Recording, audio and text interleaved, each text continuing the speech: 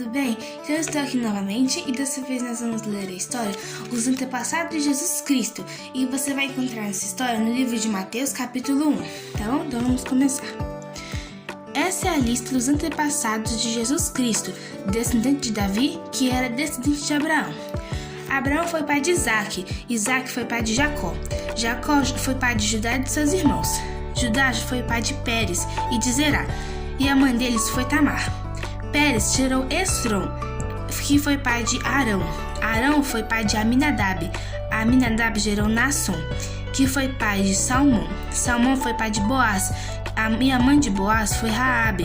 Boaz foi pai de Obed, e a mãe de Obed foi Rute. Obed foi pai de Jessé, que foi o pai do rei Davi.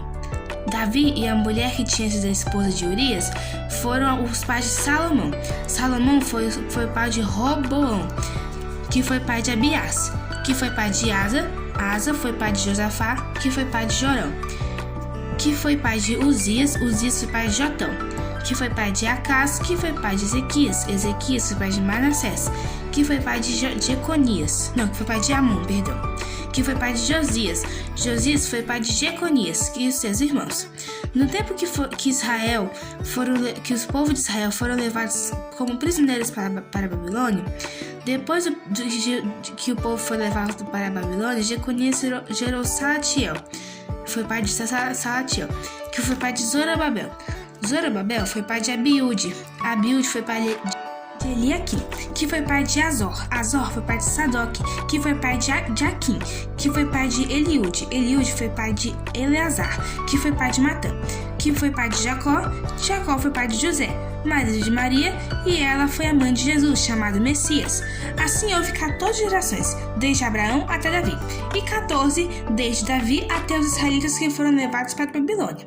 Desde daí até o nascimento do Messias, houve também 14 gerações.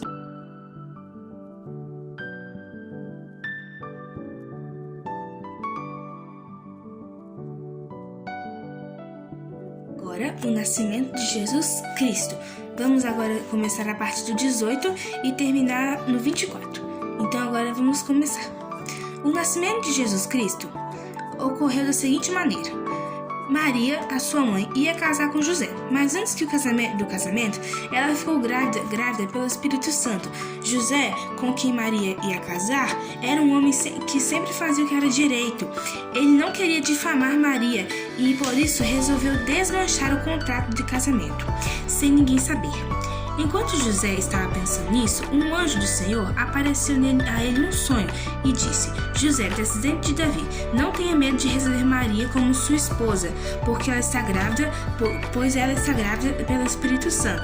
Ela terá um menino e ele porá o nome nele de Jesus, pois ele salvará o seu povo dos pecados deles.